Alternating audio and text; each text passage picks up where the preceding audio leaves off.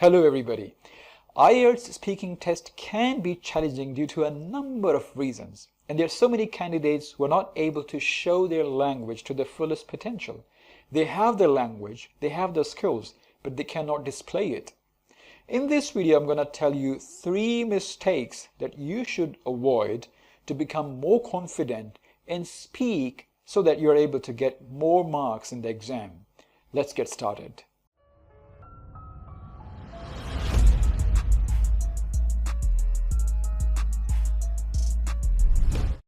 And what are those mistakes? Number 1 mistake you should avoid is giving short answers and speaking less. There are many candidates who are afraid of making mistakes, and they go into the exam with a plan that if they speak less, they will make less mistakes. Well, by logic, this is 100% true. Nothing wrong with this. But what about if you don't speak much? You're also running a risk of not fully showing language that you actually know, the language that you have. I mean, by avoiding mistakes and speaking less, you're also hiding your real language, a language that can potentially get you more marks. So the equation is simple. You speak less, you make less mistakes, and by doing that, you won't be showing your full language. So your score will also be less. In fact, it's not examiner's test to find out about your language even without you speaking. It's impossible. He can't get into your mind, nor he has any magic to see the language that you're not displaying. There is one more problem. Do you think that by speaking less, you will succeed in hiding your mistakes? Well, in my experience, you can't. You can't avoid mistakes that you have.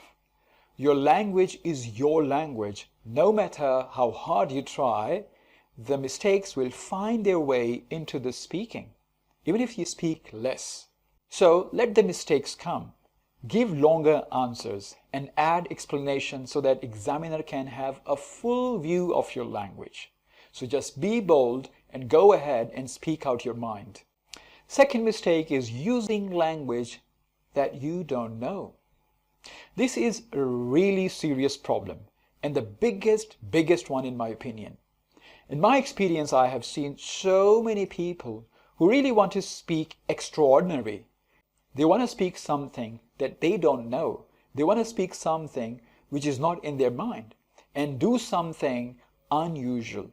So in other words, they want to speak some things that they can't speak.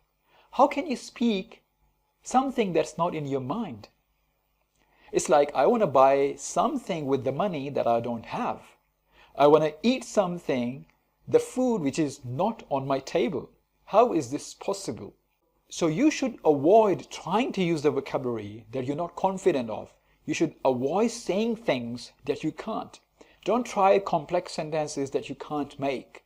So focus on things that you can do. Focus on your abilities and the things which are within your grasp, within your limit. That will be easier to get the marks.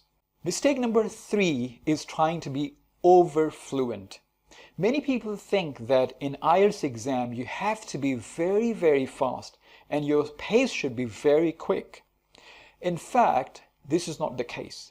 You should speak at a natural pace, because if you're trying to speak very fast, you would be bringing in so many unnecessary pauses and you won't be able to maintain a good level of fluency. You won't be able to gather the ideas to speak. So speak at your natural pace. And natural pauses are perfectly fine. Examiner is not going to take your marks away for the natural pauses. It's just like you speaking every day. In everyday life, we have to think, we have to pause, we reflect. But it doesn't mean that you should take very long pauses. Natural pauses are okay. So I suggest that speak at your natural pace, the way you speak your native language. If you are an Urdu speaker and the way you speak Urdu, speak English exactly in the similar way. So I'm sure that if you avoid these mistakes, you are going to get a lot of marks in IELTS exam. Thank you very much for watching. Goodbye.